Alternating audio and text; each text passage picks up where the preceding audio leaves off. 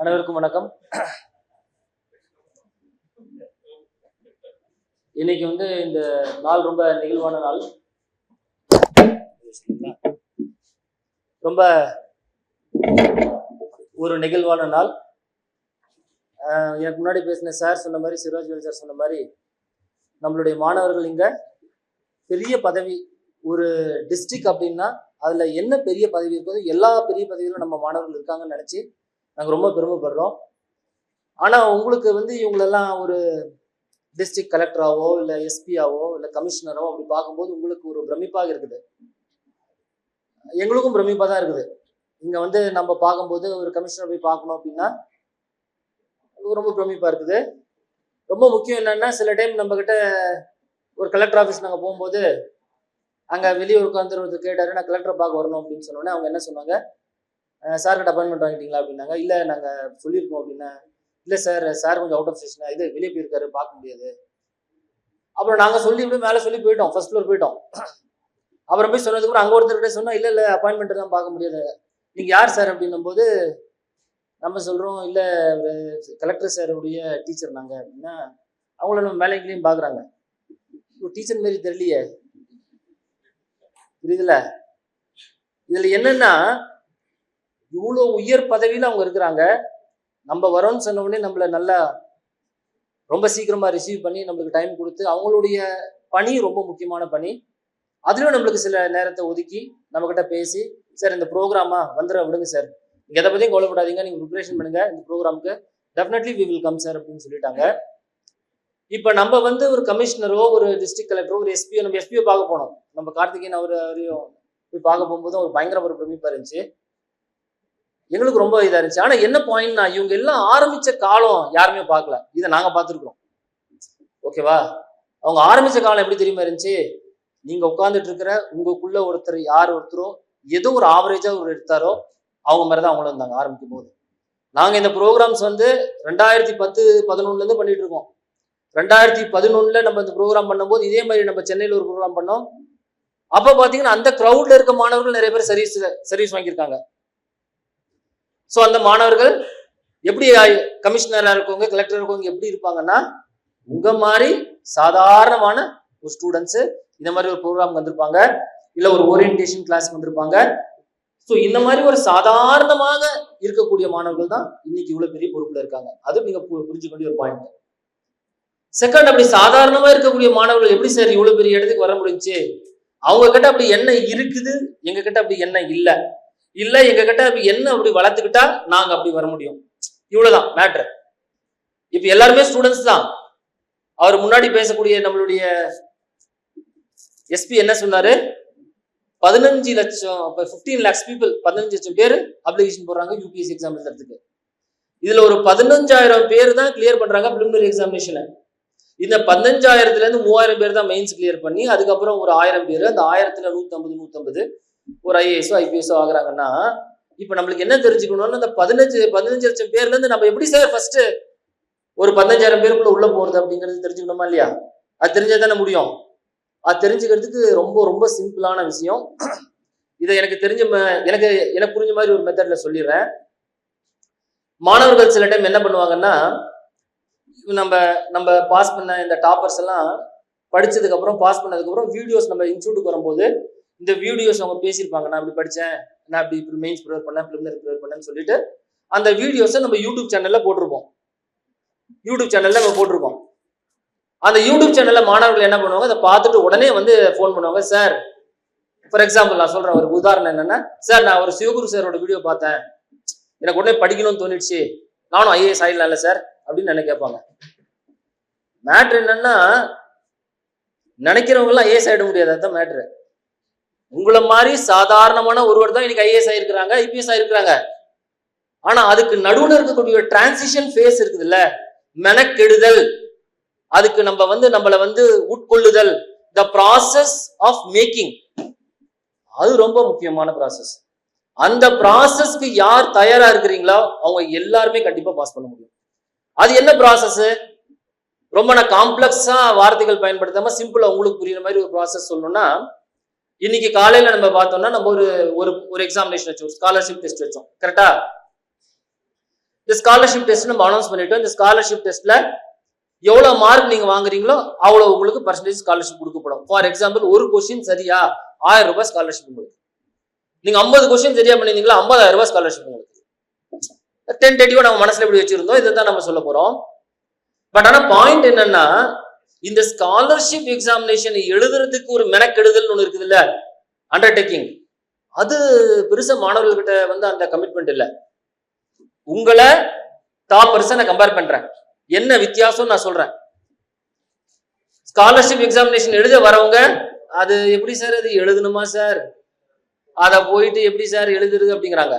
சரி ரெஜிஸ்டர் பண்ணிட்டாங்க, வாங்கப்பா மாடி மேல 3வது மாடி ஏறணும்பா. 3வது மாடியா, லிஃப்ட் இருக்கான்னு கேக்குறாங்க. நம்மள லிஃப்ட் இருந்தா நான் போயிட்டுமா, லிஃப்ட் இருக்குதா, இல்லப்பா லிஃப்ட் இன்னைக்கு சண்டே ஒர்க் பண்ணாதுன்னா சார், அது அப்படி யோசிக்கிறாங்க. இது எனக்கு ரொம்ப புரியாம இருக்குது. எப்படின்னா இவ்வளவு மெனக்கெடுதல் கூட இல்லாம எப்படி ஒருத்தர் ஒரு ஐஏஎஸ் ஆகணும்னு நினைக்க முடியும்? ஆகிறது ஐஏஎஸ் ஆகணும், ஐபிஎஸ் ஆகணும், ஆனா ஒரு வேலையும் பண்ணக்கூடாது, எப்படி நடக்கும்? அப்ப 15 லட்சம் பேர்ல 15,000 பேர் சர்வீஸ் வாங்குறாங்கன்னா ஒரு 50,000 பேரை தவிர 14,50,000 பேரு ஒரு வேலையும் செய்யாம ஐஏஎஸ் ஆகணும்னு நினைக்கலாம். இதுதான் பிரச்சனை, புரிஞ்சுல? அப்ப யாரெல்லாம் அதை மெனக்கெடுறதுக்கு ரெடியா இருக்கிறீங்க, யாரெல்லாம் கமிட்டடா இருக்கிறீங்க? இன்னொரு எக்ஸாம்பிள் உங்களுக்கு புரியுற மாதிரி சொல்லணும்னா, நான் ஒரு ஹிஸ்டரி டீச்சரு, அதனால ஹிஸ்டரியில இருந்து உங்களுக்கு ஒரு எக்ஸாம்பிள் சொல்லிடுறேன். கௌதம புத்தர், புத்தா உங்களுக்கு எல்லாருக்கும் தெரியும்னு நினைக்கிறேன். புத்தர் எல்லாம் படிச்சிருப்பீங்க. இந்த புத்தர் என்ன பண்றாரு, ஒரு நாள் நான் நாளைக்கு காலையில வந்து மெய்ஞானத்தை பத்தி பேசணும்னு நினைக்கிறேன்பா, யாரெல்லாம் மெய்ஞானம் அடையணும்னு நினைக்கிறீங்களோ அவங்க எல்லாம் காலையில வந்துருங்க, நாளை காலையில நம்ம பேசுவோம் அப்படிங்கிறாரு. உலகத்துல எந்த ஞானத்தை வேணாலும் அடைஞ்சிட முடியும், மெய்ஞானங்கிறது யாருக்குமே புரியாது, அது என்னன்னு யாருக்கும் தெரியாது. மெய்ஞானம் அடையாதவங்க அதை பேசவும் முடியாது. அப்ப புத்தர் அடைஞ்சிட்டாரு, அப்ப புத்தர் அதை சொல்ல போறாரு. அது மெய்ஞானம் அடைஞ்சா ஆனந்த நிலை, எப்பவுமே நம்மளுக்கு பேராந்தம் இருக்கும், நம்மளுக்கு அப்படி இப்படின்னு சொல்லிட்டு இருக்கு. அந்த காலத்துல இருந்து பேசிருக்கோம் நம்ம இந்தியன் சொசைட்டில. சரி புத்தர் அதை பேசினாரு, நம்ம கேட்டுட்டு மெய்ஞானம் அடைஞ்சிடலாம்னு சொல்லிட்டு நாளை காலையில வந்து உட்காந்துடுறாங்க. ஒரு 500 பேர் வந்து உட்காடுறாங்க. இப்படி ஸ்காலர்ஷிப் டெஸ்ட் இந்த வந்து 500 பேர் வந்திருக்கீங்களா, இப்படி ஒரு 500 பேர் அடுத்த நாள் காலையில வந்து உட்காடுறாங்க. காலையில 10 மணிப்பா அப்படின்றாரு புத்தர். எல்லாம் வந்து 10 மணிக்கு எல்லாம் வந்து உட்காந்துக்கிறாங்க. புத்தர் வந்து பாக்குறாரு 10 மணின்னா, அவரே 10 மணிக்கு வரதில்ல, அவரு மெதுவா கொஞ்சம் ஆடி 10:30 மணிக்கு வந்து உட்கார்றாரு. உட்கார்ந்து இருக்கவங்க 500 பேர் அந்த உட்கார்ந்து இருக்கிறவங்களுக்கு எல்லாம் மக்களுக்கு ஒரே கோபம். 10 மணின்னு சொன்னா அந்த ஆள் 10 மணிக்கு வர வேண்டாமா, ஒரு 9:45 அவர் வந்து உட்கார வேண்டாமா அப்படின்னு யோசிக்கிறாங்க. கொஞ்சம் பேர் என்ன பண்ற, ஒரு 10 பேர் எந்திரிச்சு கிளம்பிடுறான் புத்தர் வரதுக்கு முன்னாடி. 10:30க்கு தான் புத்தர் வராரு. நான் சொல்றது ஹிஸ்டாரிக்கல் ஃபேக்ட், நீங்க கிளாஸ் செக் பண்ணிக்கலாம் அந்த கதையை. 10:30 மணிக்கு அவர் வந்து என்ன சொல்றாரு, 10:30 மணிக்கு பாக்குறாரு 500 பேர்ல ஒரு 50 பேர் காணாம போயிட்டான், எந்திரிச்சு வெளியே போயிட்டான். அப்புறம் 450 பேர் உட்காந்து அப்படியே பாக்குறாரு. பார்த்து இன்னைக்கு எனக்கு மூடு சரியில்லை, நாளை காலையில பேசுவோமா அப்படிங்கிறாரு. அப்படின்னு சொல்லிட்டு அவர் பாட்டு கிளம்பி போயிடுறாரு. 450 பேர் உட்காந்துருக்கா எல்லாருமே, புரிஞ்சுல? கொஞ்சம் பேர் அதுக்கு கோவம் வந்துருச்சு. என்னடா அது நம்ம வந்து உட்காந்துருக்கிறோம், மூடு சரியில்லை, அவர் பாட்டுக்கு போயிட்டாருன்னா அப்படின்னு சொல்லிட்டு அவர் பாட்டு கிளம்பிட்டாரு. அடுத்த நாள் காலையில 10 மணிப்பா அப்படின்னா, இப்ப வந்து எல்லாருமே முடிவு பண்ணிட்டான். சரி அடுத்த நாள் காலை கொஞ்சம் பேர் இல்ல அப்படின்னு சொல்லிட்டு இன்னொரு 50 பேர் போயிட்டான். அடுத்த நாள் காலையில என்ன பண்ணிட்டான், இவர் 10 மணின்னு சொன்ன எப்போ வர போறாரு, இப்ப 10:30க்கு வருவாரு, நம்ம கரெக்டா 10:30க்கு போனா கரெக்டா இருக்கும்னு அதுல வந்து என்ன பண்ணிட்டான், கொஞ்சம் பேர் 10:30 மணிக்கு வரான், கொஞ்சம் பேர் முன்னாடி வந்தான். ஆனா இவர் ஒரு 9:30க்கு வந்துட்டாரு. இப்ப புத்தர் சொன்னது 10, வந்தது 9:30 வந்து பாக்குறாரு. என்னப்பா அவ்வளவு காலியா இருக்குது இடம், யாருக்குமே இன்ட்ரெஸ்ட் இல்ல மாதிரி தெரியுது, நம்ம என்ன பண்ணுவோம் நாளைக்கு சாயந்தரம் வச்சுப்போம் அப்படின்னு அவர் கிளம்பிட்டாரு. புரிஞ்சுல? கடைசியில 3ஆம் நாள் வரும்போது அந்த 500ல இருந்து இப்ப 200 பேருக்கு தள்ளி வந்துட்டான். இப்படியே நகர்த்துறாரு, ஒரு காரணத்தை சொல்லி நகர்த்தி 7 நாள் கழிச்சு கடைசியில பார்த்தா 12 பேர் உட்காந்துருக்கான். 12 பேர் வந்து உட்காந்துக்கிட்டு இப்படியே உட்காந்துருக்கான். புத்தா சொல்றாரு, ஏன்பா இந்த 12 பேரை தேர்வு பண்றதுக்கு தான் இந்த ஒரு வாரம் நான் டைம் எடுத்துக்கிட்டேன், இந்த 12 பேர் என் பேச்சை கேட்கறதுக்கு நீ ரெடிப்பா, உனக்கு நான் உபதேசம் பண்றேன்னு அந்த 12 பேருக்கு ஒரு உபதேசம் பண்ணி அவங்க மெய்ஞானம் அடைகிறாங்க. அப்ப இந்த ஐஏஎஸ் எக்ஸாம் என்ன பண்ணுதுன்னா, ஒரு ஸ்டேஜ்லயும் ஒரு துன்பத்தை உங்களுக்கு கொடுத்து, ஒரு பிரச்சனைகளை உங்களுக்கு கொடுத்து, இதுலெல்லாம் யார் தேறி வரீங்களோ அவங்க தான் அதெல்லாம் ஐஏஎஸோ ஐபிஎஸோ ஆக முடியும்.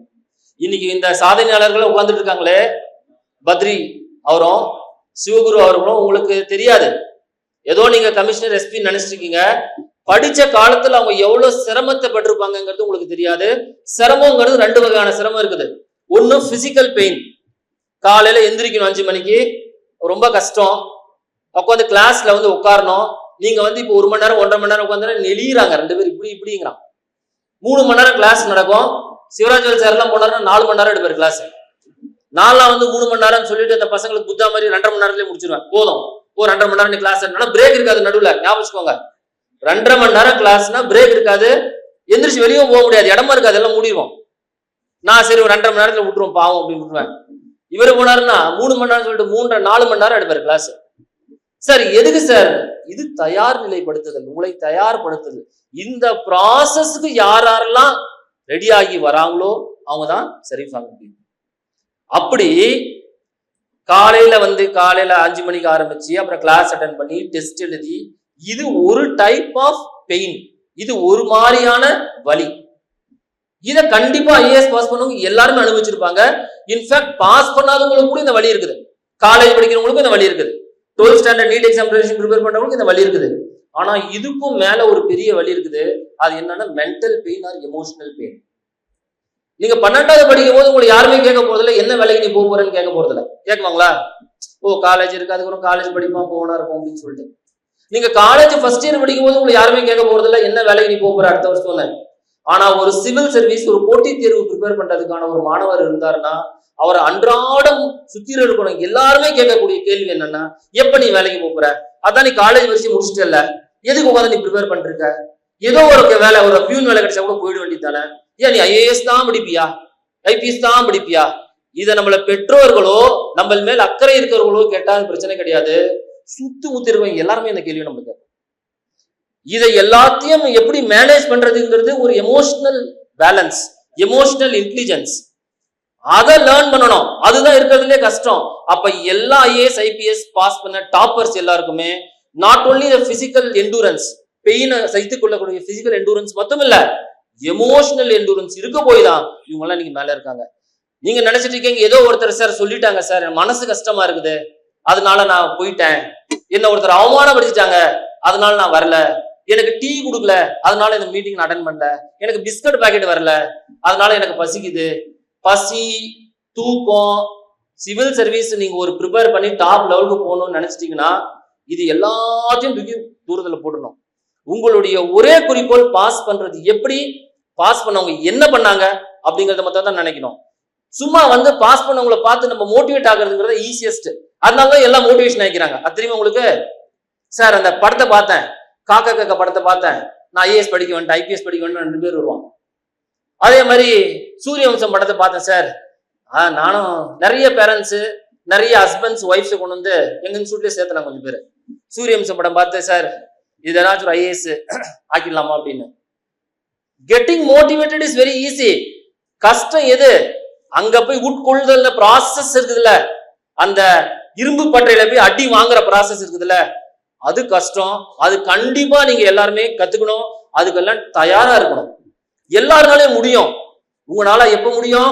இது எனக்கு வேணும் அப்படின்னு தீர்க்கமா 100% அந்த கையில பிடிச்சுக்கிட்டீங்கன்னா உங்களால முடியும். இல்ல சார் ட்ரை பண்ணி பார்க்கலாம், வந்தா வருது வராட்டி போகுதுன்னா அந்த அப்ரோச்சே கிடையாது. 100% வேணுமா? 100% கொடு. சார் எனக்கு 99% தான் வேணும், வராத கிளம்பு, வேற ஒருத்தனுக்கு இடத்த விட காத்து வரட்டும். சிவில் சர்வீஸ் எக்ஸாம்ல நீங்க 15 லட்சத்துல ஒருத்தரா இருக்கணுமா, இல்ல ஐஏஎஸ் ஐபிஎஸ் ஆகணும் 150 பேர்ல ஒருத்தரா இருக்கணுமான்னு நீங்க முடிவு பண்ணணும். 15 லட்சத்துல ஒருத்தனா இருக்கணுமா? ஒன்னும் ஈஸி. அப்ளிகேஷன் பார்த்தா போட்டு வீடு கிளம்புறீங்க, 15 லட்சத்துல நீங்களும் ஒருத்தர் ஆயிடுவீங்க. அப்ளிகேஷன் போட்டு பரிச்சை பார்த்தா சும்மா மார்க் டெஸ்ட் கொஞ்சம் பேர் எழுதாங்க. இன்னைக்கு காலையில நான் பார்த்தேன் 9:30 மணிக்கு டெஸ்ட் ஆரம்பிக்குது, 9:35 ஒருத்தர் முடிச்சிட்டாரு டெஸ்ட். நான் பாக்குறேன் கொஸ்டின் எடுக்கிறதுக்கே நம்மளுக்கு, கொஸ்டின் எடுத்து ஆன்சர் போடுற நம்மளுக்கே அதை டைம் இன்னும் அதிகமாகுமே. அப்ப இது என்ன நிலையை தெளிவுபடுத்துதுன்னா, ஒரு இன்சின்சியர் அப்ரோச் அது காமிக்குது. இந்த அப்ரோச் இருந்தா நம்ம பாஸ் பண்ண முடியாது. சோ நீங்க நான் என்ன சொல்றேன்னா, நீங்க போய் எறும்பு பிடிக்க போகணுமா, எப்போ வேணாலும் போய் பிடிச்சிக்கலாம். சிங்கத்தை வேட்டையாட போகணும்னா பிராக்டிஸ் எல்லாம் எடுத்துக்கிட்டு, வெப்பன்ஸ் எல்லாம் எடுத்துக்கிட்டு, மென்டல் ஸ்ட்ரென்த் எல்லாம் பிடிச்சிட்டு தான் போகணும். ஐஏஎஸ் ஐபிஎஸ் அப்படிங்கிறது சிங்கத்தை வேட்டையாடுற மாதிரி. அதுக்கு வரணும்னா அதுக்கெல்லாம் ரெடி ஆகணும். அந்த மனநிலையை ஃபர்ஸ்ட் நீங்க ப்ரிப்பேர் பண்ணி வச்சுக்கோங்க. இன்சின்சியரு, நான் சீரியஸ் ஆட்டிடியூடு, உங்களுக்கும் உதவாது, அது உங்களுடைய எல்லாருக்குமே துன்பத்தை கொடுக்கும். புரிஞ்சுல? இவங்களை பத்தி எல்லாம், இந்த வெட்டியார்களை பத்தி எல்லாம் நான் பேசுனா எக்கச்சக்க மணிக்கணக்கா பேசலாம். சிவகுரு எல்லாம் இங்க இருக்கிறாரு, நம்ம மாணவர் திரு சிவகுரு அப்படின்னு சொல்லணும், அப்படியே சொல்றேன்.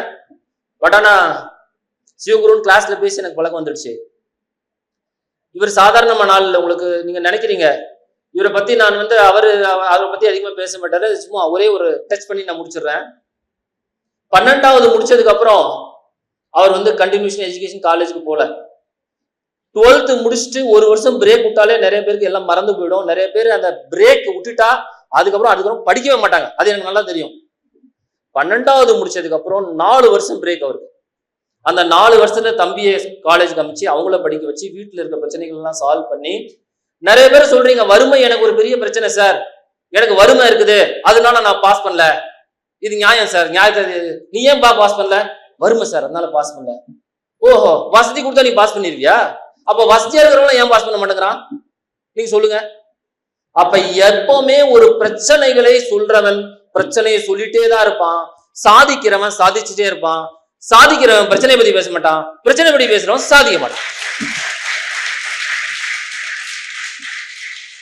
அப்ப யாருனாச்சும் வந்து என்கிட்ட வந்து சார் எனக்கு வறுமை, நான் சாப்பிடல, நான் சொல்லுவேன் தம்பி உனக்கு முன்னாடி பாஸ் பண்ணவங்களாம் பேசியிருக்காங்க யூடியூப் வீடியோல, அதெல்லாம் போய் பாருப்பா. முதல்ல பார்த்து அதெல்லாம் 4 வருஷத்தை கத்துக்க. புரிச்சுல? காலேஜ் டிஸ்கண்டினியூ ஆகி திரும்ப போய் காலேஜ் சேர்ந்து இன்ஜினியரிங் படிச்சு, அதுவும் என்ன சாதாரணமா பாஸ் பண்ணல, டாப்பரா பாஸ் பண்ணி, அதுக்கப்புறம் எனக்கு ஐஏஎஸ் தான் வேணும்னு முடிவு எடுத்து அந்த ஐஏஎஸ் எக்ஸாமை பாஸ் பண்ணி தமிழ்நாடு கேடர் வாங்கி இன்னைக்கு உங்க கமிஷனா உட்காந்துருக்காரு இவர். அதனால இவரை நீங்க சாதாரணமா நினைக்க வேண்டாம். இவர் வந்து ஒரு எப்படி நான் சொல்றேன்னா, பாஸ் பண்ணதுக்கு அப்புறம் நான் ஒரு 2 விஷயத்தை வந்து ரொம்ப பேச வேண்டாம், ஒரு 2 மினிட்ஸ் வந்து சொல்லிடுறேன். ஃபர்ஸ்ட் டைம் என்னன்னா, ஃப்ரெண்ட் ரூம்ல தங்கிட்டு இருக்கிறாரு, இன்ஸ்டியூட்டுக்கு வராரு. நம்மளுக்கு பார்த்தா தெரியுது இல்ல, கேண்டிடேட்ஸை பார்த்தா நல்ல வசதியால வர கேண்டிடேட்ஸ் கார்ல வந்து வருவாங்க கிளாஸ்க்கு. சில பேர் பைக் ஓட்டிட்டு வருவான், சில பேர் சைக்கிள் வருவான், சில பேர் நடந்து வருவான். கரெக்ட் தானே? நடக்கிறதுனால அவனை நான் வந்து வசதியில கம்மின்னு சொல்லல. இன்ஸ்டியூட் பக்கத்துல கூட வீடு இருக்கும், அவன் நடந்து கூட வருவான். பட் நான் பேசிக்கலா என்ன சொல்றேன்னா, ஒரு ரொம்ப வெல் ஆஃபாக இல்லாத ஆஸ்பிரண்ட் என்னால கண்டுபிடிக்க முடியும். எங்களுக்கு தெரியும் டீச்சர்ஸ் 2 விஷயத்தை கண்டுபிடிக்க முடியும். ஒரு ஸ்டூடெண்ட்டை பார்த்தா இவர்னால இந்த எக்ஸாம் எத்தனை வருஷத்துல பாஸ் பண்ண முடியும் எங்களால கண்டுபிடிக்க முடியும். கொஞ்ச நேரம் கூட பேசினா இவர் அந்த அந்த அந்த கேரக்டர்ஸ் இருக்குதா இல்லையான்னு எங்களால கண்டுபிடிக்க முடியும். நம்பர் 1. 2வது, அந்த டீச்சர்னால இவருடைய எக்கனாமிக் ஸ்டேட்டஸ் என்ன, இவங்க ஃபேமிலி எப்படி இருக்கும், இவங்களுடைய எமோஷனல் பிரச்சனை என்னங்கிறது எங்களால கண்டுபிடிக்க முடியும். அதனாலதான் இந்த ஐஏஎஸ் பரீட்சையில மொத்தமே டீச்சர்ஸ் சொல்றதுல இவங்களை மென்டார்ஸ் நம்ம சொல்றோம். நாங்க பாடத்தை மட்டும் நடத்துறதுல உங்களுடைய கைகளை பிடித்து இந்த பரீட்சையை நோக்கி உங்களை கூட்டிட்டும் போறோம் நாங்க. புரியுதுல? அப்ப வந்து கொஞ்சம் எக்கனாமிக்கலா ஸ்ட்ரைவ் பண்ற மாதிரி தெரியுது. அப்போ சர்வீஸ் வாங்கிட்டாரு, 910 ரேங்க் வாங்கிட்டாரு. ஃபர்ஸ்ட் யூபிஎஸ்சி எக்ஸாமினேஷன்ல 910 ரேங்க்னாலே அவரும் ஒரு டாப்பர் தான். நீங்க 999 ரேங்க் வாங்கினா கூட டாப்பர் தான் நம்ம போடுவோம், டாப்பர் தான். நான் அவரோட சொன்னேன், பாஸ் பண்ண 910 வாங்கிட்டீங்களே, ஜாயின் பண்ணுங்க போயிட்டு. இல்ல சார் நான் ஐஏஎஸ் எதிர்பார்த்தேன், ரொம்ப எனக்கு 910 எனக்கு வேணாம் சார் அப்படின்னு அவர் பாட்டுக்கு வந்து கிளாஸ்ல வந்து படிச்சுட்டு இருக்காரு. எனக்கு தெரிஞ்சு ஏதோ ஒரு 1000த்துல ஒரு 999 கூட ஓகே தானப்பா, நான் மனசுல அப்படி நினைச்சு வச்சிருக்கேன். ஏதோ ஒண்ணு 15 லட்சம் பேர்ல இருந்து 15,000 பேர் ஆகி, அதுல இருந்து 3,000 பேருக்குள்ள வந்து, அதுல இருந்து 1000த்துல ஒருத்தர் இருந்தா போதாதா, 1000ல் 1 பத்தாதா அப்படின்னா பத்தாதுங்கிறாரு. எனக்கு ரொம்ப ஒரு மாதிரி மனசுல வருத்தம், ஏன் இப்படி சொல்றாரு அப்படி. ஃபர்ஸ்ட் அந்த வேலையை சேர்ந்துக்குவோம், மாசம் கவர்மெண்ட் சம்பளத்தை கொடுப்போம், அதை வாங்கிக்குவோம். அப்புறம் கொஞ்சம் கொஞ்சமா எஃபர்ட் எடுத்து நம்ம 1900ல இருந்து அப்புறம் ஒரு 500 ரேங்க் வாங்கி அப்புறம் ஒரு 100 ரேங்க் அப்படி வரலாம் அப்படின்னு. அவர் இல்லை சார் நான் எல்லாத்தையும் பார்த்துட்டேன், எனக்கு ஐஏஎஸ் தான் வேணும், எனக்கு அப்படி இல்லாம முடியாது சார்னு சொல்லிட்டு அடுத்த வருஷம் பயங்கரமா படிச்சு அவர் வந்து இன்னைக்கு 101வது ரேங்க் வாங்கி தமிழ்நாடு கேடர் ஐஏஎஸ்ஆ இருக்கு. அப்ப யாராவது என்கிட்ட வந்து கிளாஸ்ல நான் ஒரு சிவகுரு பார்த்து மோட்டிவேஷன் ஆகி வந்தேன்னா எனக்கு செம கோவம் வரும். ஏன்?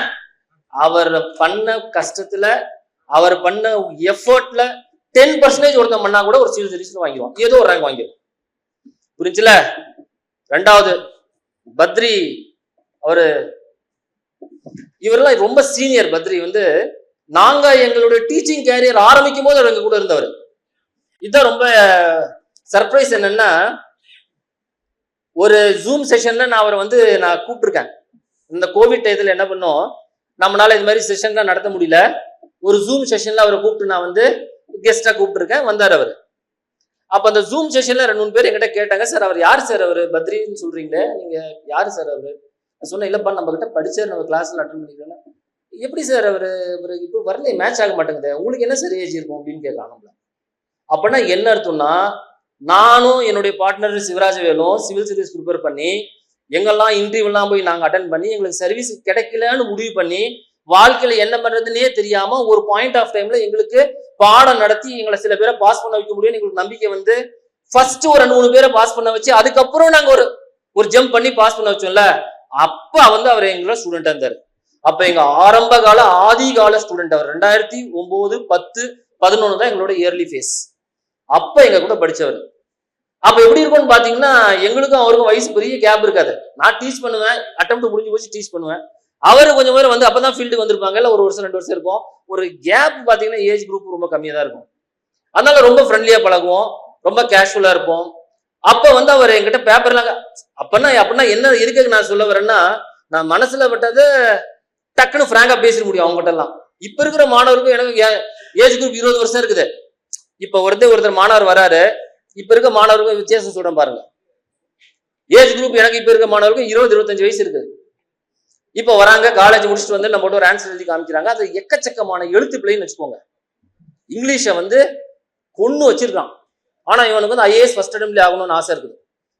புரிஞ்சுல உங்களுக்கு? சார் நான் அவரை பார்த்து வந்தேன், இவரை பார்த்து வந்தேன்னு. அப்ப நம்ம ஸ்டூடெண்ட் கிட்ட நம்ம என்னன்னா, நம்ம ஏதாச்சும் கொஞ்சம் அழுத்தி சொன்னோம்னா அவர் என்ன நினைச்சிருவாரோன்னு எனக்கு பயம் இருக்கும். ஏன்னா அப்படியே வந்து ஒரு சில்வர் ஸ்பூன்ல வளர்த்து வந்திருக்காங்கல்ல, ஒரு கோல்டன் ஸ்பூனை ஃபீட் பண்ணி வந்திருக்காங்க. அந்த குழந்தைங்களுக்கு யாருமே தப்பு எதுன்னு சொல்லல, கொஞ்சம் கடினமா எந்த வார்த்தையும் சொல்லல, போக்குற போக்குல விட்டுட்டாங்க. இப்ப வந்துட்டாங்க எல்லாமே காலேஜ் முடிச்சு நம்ம கிட்ட வந்துட்டாங்க. இப்ப நம்மளும் அவங்ககிட்ட ஒண்ணுமே சொல்லக்கூடாது, ஆனா அவங்களை திருத்தணும், ஐஏஎஸ் வாங்கிக்கணும். அப்ப நம்மளுக்கு என்ன குழப்பம்னா, எப்படி சொல்றது இவர்கிட்ட இத அப்படின்னு நான் கொஞ்சம் யோசிச்சு அந்த ஸ்டூடெண்ட் ரிசெப்டிவ்னஸ் எப்படி இருக்குன்னு பார்த்து சொன்னா கேட்டுக்குவாருன்னா கொஞ்சம் அழுத்தி சொல்றது, இல்ல அப்படின்னா நல்லா சூப்பரா எழுதுறப்பா, சூப்பர் இப்படியே கொஞ்சம் கண்டினியூ பண்ணுங்க, வாங்கிடுவோம், நம்மளும் ஐஏஎஸ் வாங்கிடுவோம் அப்படின்னு சொல்லி அனுப்பிச்சிட வேண்டியது. ஆனா அப்ப நான் சொல்றது 15 வருஷத்துக்கு முன்னாடி எனக்கு நல்லா ஞாபகம் இருக்குது. அவர் திரு பத்ரி அவர்கள் என்கிட்ட ஒரு பேப்பர் எழுதி கொண்டு வந்து ஒரு எஸ்ஏ பேப்பரை காமிச்சாரு. எனக்கு நல்லா ஞாபகம் இருக்கு. பேப்பரை நான் பார்த்தோன்னே என்ன நான் கூட சொன்ன மனசுல பிராங்கா இருக்கிறது. அப்ப நான் பேசுறதுக்கு எனக்கு ரொம்ப ஒரு அந்த இது இருந்துச்சு. ஸ்டூடெண்ட் க்ளோஸாக பேச அவங்களே ஏதாச்சும் சொல்லுவாங்க, புரியுதுல? அவர் பேப்பரை நான் பார்த்தோன்னே என்னப்பா இந்த ஹேண்ட் ரைட்டிங்கு, இந்த ஹேண்ட் ரைட்டிங் நீ எழுதினே 0 மார்க் தான் போறோம்னு சொல்லிட்டு அவருக்கு தூக்கி பேப்பரை போட்டேன். பேப்பரை கரெக்ஷன் பண்ண மாட்டேன், ரொம்ப புடிச்சா எழுதிருக்கிறீங்க, மார்க்கே வராது உங்களுக்கு அப்படின்னு தூக்கி போட்டேன். புரிஞ்சுல? அப்படின்னா என்ன அர்த்தம்னா, அதுல இருந்து அவரை டெவலப் பண்ணி பெருசா ஹேண்ட் ரைட்டிங்கை சேஞ்ச் பண்ணனா கூட சர்வீஸ் வாங்கி ஐபிஎஸ் ஆகுற அளவுக்கு அவர் ஒரு மாடிஃபை பண்ணியிருக்காருல்ல, அதுதான் அந்த எஃபர்ட்டுங்கிறனால. அது என்ன ஸ்டேஜ்ல அதுதான் முக்கியம். என்ன ஸ்டேஜ்லன்னா, எப்போ ஒருத்தன் கரெக்ஷன் பண்ணிக்குவான் தன்னா, தான் 100வது ரேங்க் 100வது கீழே உட்காந்துருக்கேன் சார், இப்ப நீங்க சொன்னீங்கன்னா நான் கரெக்ஷன் பண்ணிக்குவான். ஃபர்ஸ்ட் ரேங்க் வாங்கின மாணவன் கரெக்ஷன் பண்ணுவானா? அவன் ஏற்கனவே ஃபர்ஸ்ட் ரேங்க்ல மாட்டான். ஆனா சிவில் சர்வீஸ் பொறுத்த வரைக்கும் ஃபர்ஸ்ட் ரேங்க் எடுக்கிற மாணவர்கள் கூட கரெக்ஷன் பண்ணாதான் போட்டித் தேர்வுல முன்னாடி போக முடியும். பத்ரி அவர் வந்து பிரிலிமினரி எக்ஸாமினேஷன் எல்லாராலும் கிளியர் பண்ண முடியாத காலத்திலேயே சாதாரணமா கிளியர் பண்ணார் பிரிலிமினரி. அவரு சொன்னார் உங்களுக்கு, புரிஞ்சுல? ஏன்னா அந்த காலத்துல பிரிலிமினரி அவ்வளவு ஈஸியா கிளியர் பண்ண முடியாது, சும்மா போய் எழுதி கிளியர் பண்ணிட்டாரு. அப்ப அவர் என்ன நினைப்பாரு தானே, அவரை நம்மளுக்கு ஒன்னும் படிக்காம பிரிலிமினரி கிளியர் பண்ணிட்டோம், சும்மா போய் சாரை பார்த்துட்டு வந்தா அதுக்கப்புறம் நம்ம ஏதாச்சும் பாஸ் பண்ணி அப்படின்னு நினைப்பாருல. ஆனா அது இல்லாம ஒரு தப்புன்னு ஒருத்தர் சொல்றாரு, ஒரு மென்டார் சொல்றாரு, இவர் ஏதோ ஒரு விஷயத்தான் சொல்றாரு, அதை நம்ம ஃபாலோ பண்ணணும், கரெக்ட் பண்ணிக்கணும்னு சொல்லிட்டு அந்த ப்ராசஸ் ஆஃப் மேக்கிங் இருக்குல்ல, அது செஞ்சனாலதான் இன்னைக்கு ஒரு பெரிய பதவியில உட்காந்துருக்காரு. அதை நல்லா ஞாபகம் வச்சுக்கோங்க. அப்ப யார் வேணாலும் ஐஏஎஸ் ஆக முடியும், கண்டிப்பா வெல்வது உறுதி 100%. நீங்க ரெடியானுங்கிறத மேட்ரு. இப்ப நாங்க ரெடியா தான் இருக்கோம் 15 வருஷமா. எங்கிட்ட வர மாணவர்களுக்கு எல்லாத்துக்கும் என்ன தேவை, எவ்வளவு தேவைங்கிறத அந்த டோஸ் கொடுக்குற மாதிரி தாங்கிறான். டாக்டர் கிட்ட போனீங்கன்னா டக்குன்னு உங்களுக்கு ஆன்டிபயோட்டிக் போடணும்னா உங்க வெயிட்டை போட சொல்றான், ஏறி நில்லுங்க சார் அது மேலங்கிறான். 90 ஸோ கேல்குலேட் பண்றான், × 2 mg 40 கிலோவா, பாதி டோஸ் போதும் உங்களுக்கு. ஸோ இதுல எங்களுக்கு எவ்வளவு டோஸ் யாருக்கு கொடுக்கணுங்கிறது நாங்க பல வருஷமா ட்ரெயின் ஆகி பல டாப்பர்ஸ் கிரியேட் பண்ணி எங்களுக்கு தெரியும். நீங்க அந்த ப்ராசஸ்க்கு ரெடியானு மட்டும் தெரிஞ்சுக்கோங்க. எல்லாருனாலையும் முடியும், அது உண்மைதான். ஆனா அதுக்கு மெனக்கெடுதல் உங்க சைட்ல இருந்து இருக்குதா, அதுக்கு நீங்க ரெடியா இருக்கிறீங்களா? எக்கனாமிக்கல் ப்ராப்ளமே கிடையாது. பணம் இல்ல சார், எனக்கு மோட்டிவேஷன், நான் பாஸ் பண்ணணும்னு முடிவு பண்ணிட்டேன், எனக்கு பணமே இல்ல, பாஸ் பண்ணுவான். சார் நான் பாஸ் பண்ணணும்னு முடிவு பண்ணிட்டேன், எனக்கு பார்வையே இல்ல, பாஸ் பண்ணி நம்ம மாணவி இன்னைக்கு பெனோ ஜோஸ்பின் இந்தியன் ஃபாரின் சர்வீஸ்ல இருக்காங்க. எத்தனை பேருக்கு தெரியும் தெரியல இந்த மேடையில. ஐஎஃப்எஸ்ல நம்ம மாணவி பெனோ ஜோஸ்பின்ங்கிற மாணவி 100% பார்வை இல்ல, அவங்க பாஸ் பண்ணிருக்காங்க, எக்ஸாம் பாஸ் பண்ணிருக்காங்க. அதனால தடைகள் இருந்துச்சுன்னா தூக்கி ஒரு ஓரத்துல போடுங்க. நீங்க பாஸ் பண்றதுக்கு ரெடியா இருந்தா சொல்லுங்க, we are all with you. Okay, நான் ரொம்ப நேரம் பேசுறேன், 2 நிமிஷம் முடிச்சிடுறேன். பாயிண்ட் நம்பர் 1, அடுத்த வாரம் நான் ஏற்கனவே சொன்ன மாதிரி இந்த history staff next Saturday Sunday நான் வரலான்னு பிளான் பண்றேன். எந்த மாணவர்கள் இங்க வரலாறு ஈஸியா கத்துக்கணும்னு நினைக்கிறீங்களோ, ஒரு 2 days உங்க கூட நான் டைம் ஸ்பெண்ட் நினைக்கிறேன். இதே காலேஜ்ல ஏதோ ஒரு இடத்துல நான் வந்து அந்த கிளாஸ் எடுக்கணும்னு நினைக்கிறேன். சாட்டர்டே சண்டே 2ம் அன்னைக்கு யார் வரீங்கோ, காம்படிட்டிவ் எக்ஸாமினேஷன்ல ஹிஸ்டரி லேர்ன் பண்ணிக்கணும்னு நினைக்கிறவங்க நீங்களோ உங்க ஃப்ரெண்ட்ஸோ யாரோ கூட்டிட்டு வாங்க. 2 days I am planning to come here. இது ஒரு ஃபர்ஸ்ட் பாயிண்ட். ஓகே, இது வந்து உங்க மாணவர் யார் வேணாலுமே காம்படிட்டிவ் எக்ஸாமினேஷனுக்கு நான் வரலாறு எப்படி படிக்கணுங்கிறத நான் சொல்லி கொடுக்குறேன். 2 நாள் நான் இங்க வருவேன். ஓகே, அது ஒரு விஷயம்.